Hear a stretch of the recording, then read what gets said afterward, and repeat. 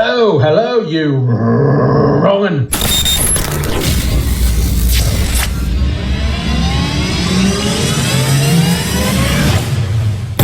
I'm going to tell you a Michael Gambon story.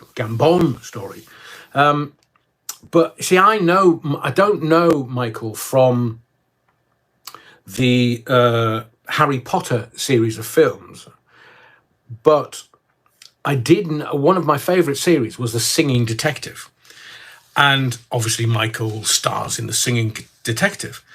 So I'm walking in Barnes in London when I was on LBC. I was out with the then lady that I was seeing, and we went to Barnes to look at a house.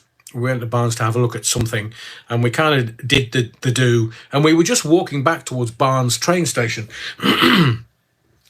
And this is sort of gives you a measure of Michael Gambon, because at the time he was revered as a stage actor, and revered, I think he won multi-awards because of The Singing Detective, which was a bit old school, bit 30s-ish, but still, Gambon was an immaculate actor, just a superb actor. So we're in Barnes and we're walking towards the train station, and I saw this guy walking towards me with what I thought was his missus. And he was almost wearing like a trench coat, suit, and a bit of a trilby going on. And I thought, hang on a second, is that Michael Gambon? Sure enough, we get closer. He clocks that I've recognised him. And as I say, he wasn't as famous as he became through the Harry Potter series, but I saw him walking towards me with a female, roughly his age. And he clocked me that I'd noticed him. It's kind of that fame thing. If you're famous, you always clock people that are looking at you.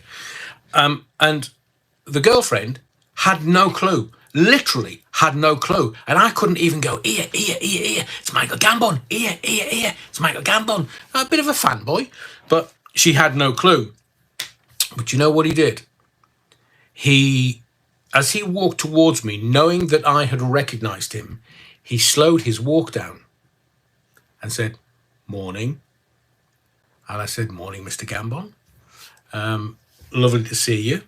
And we kind of had this conversation that started off. It was just a general, we English, we Brits, we'll talk about the weather or something insignificant. And I just said to him, I said, "Look, I'm sure you get this all the time, but I just wanted to shake your hand and say how much I enjoy your work. Love The Singing Detective, love your stage work, just love your work." And he was so made up, bless him. He was the whole interaction couldn't have been any more than, say, a couple of minutes, but he stopped. He could have just kept on walking, but he saw someone who recognised him and just stopped and gave me my moment with an extraordinarily talented actor and an extraordinarily famous man who went on to be even more famous. So that resonated with me massively. This was the mid-90s. I think it might have been 94, 95-ish, around about then. But what a gentleman. And sadly passed away this week. But I just wanted to tell you that little story. It was random, just out random, somewhere in London. No, I was working for Liberty 963. That was it. When I was working for Fired. And that always stayed with me. The gentleman in him stayed with me. I just wanted to tell you that to kind of give you an insight, because most people, all the press, go, "Oh, lovely, yes, lovely, remarkable actor," and gushing.